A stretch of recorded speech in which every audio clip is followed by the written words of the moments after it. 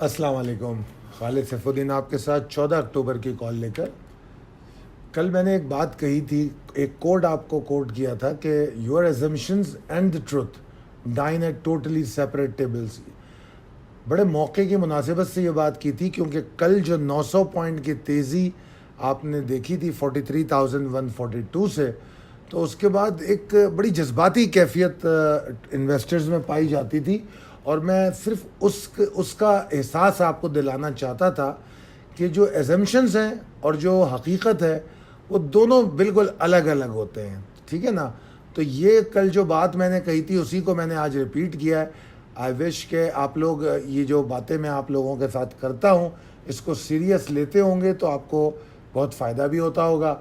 Your assumptions and the truth dine at totally separate tables.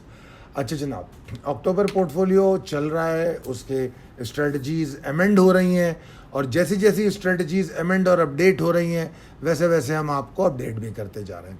अब आ जाते हैं आज के सेशन की तरफ। आपके सामने वो चार्ट दिए गए हैं, जो एक तो इंट्राडे चार्ट है, बीच में ग्रे चार्ट दिखाया गया है। ये ग्रे चार्ट वो चार्ट है जो मैं आपको डेली कैंडल्स की सिचुएशन पर अपडेट करता रहता हूँ और उन रेंजेस पर भी हम बात करते रहें। जो ऊपर हम रेंज देख रहे हैं उस पर हमने काफ़ी दिन बात की है, आई होप। तो लिहाजा ये बताने का मकसद मेरा सिर्फ ये होता है कि कई दफ़ा मेरा जो तजुर्बा है थोड़ा बहुत इस मार्केट में, तो उसमें मैंने बहुत सारे लोगों को कई दफ़ा ये शिकायत करते हुए सुना है कि जी मार्केट ने निकलने का मौका नहीं दिया। तो मैं जो बार बार इन चार्ट्स को रिपीट करता हूँ वो उससे मुझे उम्मीद है कि लोग इस बात को समझ लेते होंगे। अच्छा जनाब, मार्केट ने क्या किया आज? अगर आप देखें तो 1106 पॉइंट का नुकसान है आज के हाई से, आज के लो का। कल के सेशन में कल के लो से कल की क्लोजिंग या हाई तक 902 पॉइंट का इजाफा था, आज बिल्कुल उसके बरक्स है। अब आप ज़रा गौर कीजिए कि कल की कॉल में ये कहा था कि रियलिटीज़ को इग्नोर मत करना, भले 900 पॉइंट की रिकवरी हुई है और जो भी कुछ उम्मीदें रखना 44,121 190 के ऊपर रखना और यही हमारा इमीडिएट टारगेट होगा। और ऐसा ही हुआ क्योंकि मार्केट का जो हाई है वो 44,172 रहा है। इसका मतलब एन इस लेवल के बीच में मार्केट आई प्री ओपन के बाद और उसके बाद मार्केट उधर बिल्कुल भी रुक नहीं सकी और फिर मार्केट तकरीबन 10 बजे से लेकर 2 बजे पौने 2 बजे तक मुसलसल 43,838 और 820 पर स्ट्रगल करती नजर आई। अगर इस स्ट्रगल को आपने देखा हो तो फिर इसमें बीच में मिड डे कॉल भी दी गई जिसमें आपको वाज़ेह तौर पे बता दिया गया कि 820 के नीचे प्रेशर है। और जो अगर आपको कल के लेवल याद हो तो एक लेवल था 43,471 का, जिसके बारे में बताया गया था कि इसके नीचे एग्रेसिव हो जाएंगे बियर्स। अब ज़रा चार्ट पे नज़र डालिए और 43,471 पे मैंने तो लाइन नहीं लगाई है, आप जाके लाइन लगा लें इंट्राडे चार्ट पे और देख लें कि उसके बाद संभलने का ही मौका नहीं मिला और मार्केट ने 43,067 का लो बना दिया। तो that's how a level works. अगर if you are respecting the levels तो मैं समझता हूँ कि आपको मार्केट्स में बड़े अच्छे मौके मिलते हैं, एंट्रीज़ के भी और एग्ज़िट के भी। तो ट्रेडिंग ऑन लेवल्स हमेशा इस बात पे जोर देता रहा है कि लेवल्स को रेस्पेक्ट कीजिए, लेवल्स के हिसाब से ट्रेड कीजिए, लेवल्स के हिसाब से अपनी स्ट्रेटजीज़ को अमेंड कीजिए। ये तमाम बातें रोज़ाना की जो गुफ्तगू होती है उसमें मैं समझाने की कोशिश करता हूँ। अच्छा, आप चलते हैं पॉसिबिलिटीज़ एंड स्ट्रेटजीज एज पर टेक्निकल चार्ट की तरफ, जो हमारी लास्ट स्लाइड है। आज के जो पॉइंट का लॉस है वो 661 पॉइंट का है। तो मेरे ख्याल में और जो हाई से लो का जो सफ़र आज हमने देखा वो मेरे ख्याल में काफ़ी है कि वो कल भी बियर्स को एग्रेसिव रखे, ये ऐन मुमकिन है क्योंकि क्लोजिंग और आज का सेशन दोनों ही एक टेरराइजिंग सिचुएशन क्रिएट कर रहे हैं। और अब एक नया डिज़ास्टर हम देख सकते हैं और ये नया डिज़ास्टर क्या है? नया डिज़ास्टर जो है वो 43,068 के नीचे शुरू हो जाता है क्योंकि अगर आपको याद हो कल की मार्केट में 43,142 और 85 या 87 का कोई एक एरिया बताया गया था कि अटमोस्ट लेवल जो है बियर्स का हो सकता है, तो ये वही एरिया है।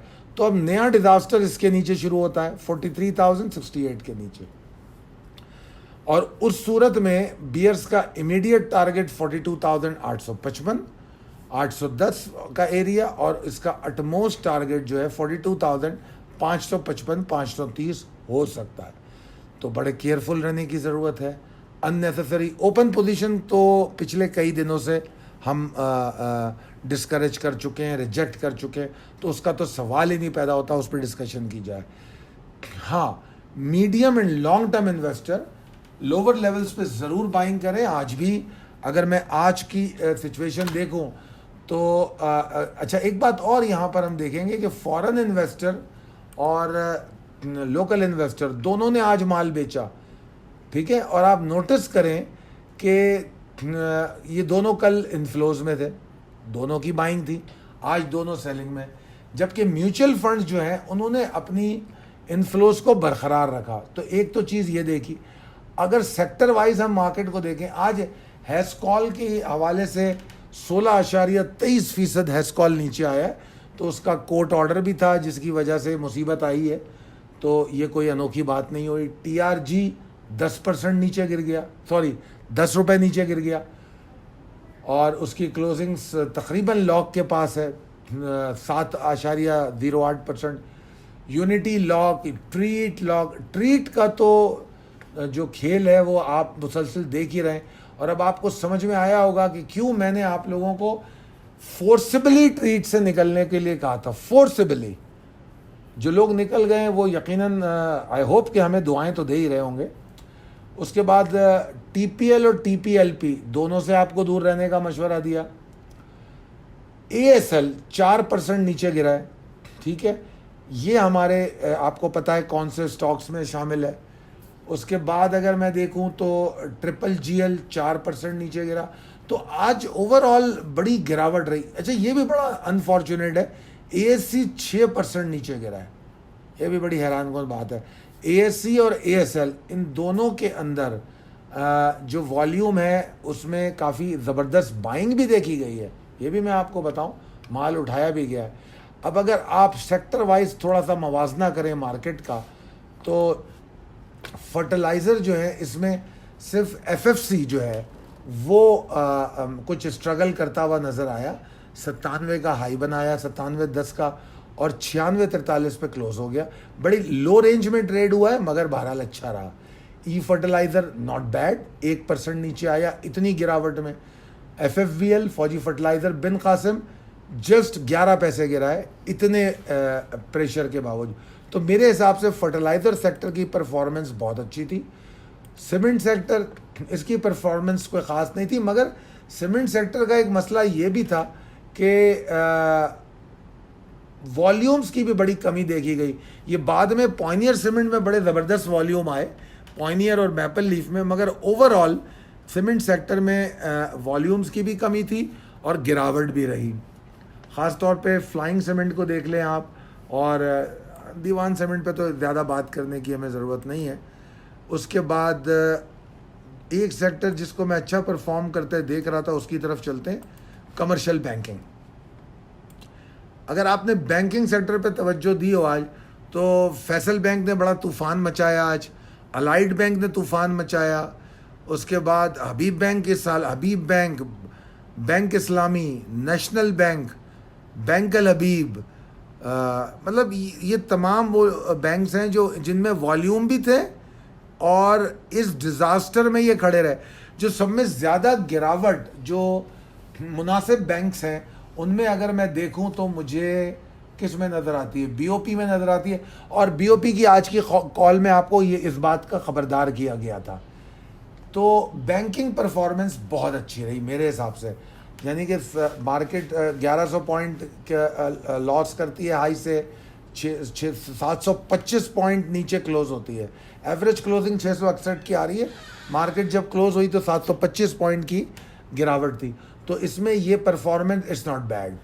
तो ओवरऑल मैं समझता हूँ कि मार्केट की सिचुएशन सेक्टर वाइज अगर आप सेलेक्ट करेंगे तो आपके लिए अच्छा होगा। और अब जो एक्यूमुलेशन हम कर रहे हैं तो हम पिक एंड चूज़ कर सकते हैं कि ठीक है हम जो सेक्टर परफॉर्म कर रहे हैं, क्योंकि एक चीज़ आपको और देखनी पड़ेगी कि आने वाली मॉनेटरी पॉलिसी पे बड़े फोकस हैं और लोग ये समझते हैं कि आने वाली मॉनेटरी पॉलिसी बहुत टाइट होगी और इंटरेस्ट रेट के बढ़ने के का बड़े इम्कानात नज़र आ रहे हैं। जो इकॉनमी की कंडीशन है, फिर मुल्क की जो सियासी सूरत हाल है, वो किसी तौर पे भी सुकून में आती नज़र नहीं आ रही। और IMF के हवाले से मुख्तलिफ़ ख़बरें आ रही हैं।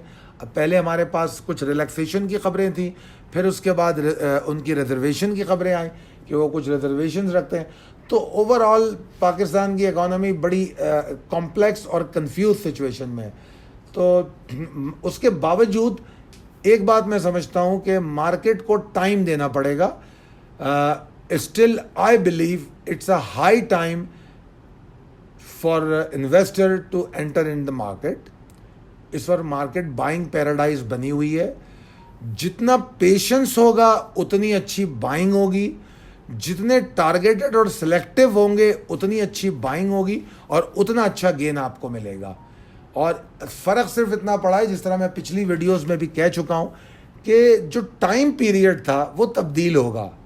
कुछ स्टॉक 2 महीने में गेन दे देंगे, मगर आपको कम से कम टाइम 6 महीने रखना होगा मौजूदा सूरत हाल में, 4 से 6 महीने का, कि अगर जो भी आप इन्वेस्टमेंट करते हैं तो उसके लिए आपको इतना टाइम रखना पड़ेगा। दुआ करूंगा कि आप कामयाब ट्रेड करें। मेरी तमाम दुआएं आपके साथ हैं। अल्लाह ताला आपको बहुत सेहतमंद रखे, पाकिस्तान को हर परेशानी से दूर रखे। बहुत शुक्रिया। अल्लाह हाफ़िज़।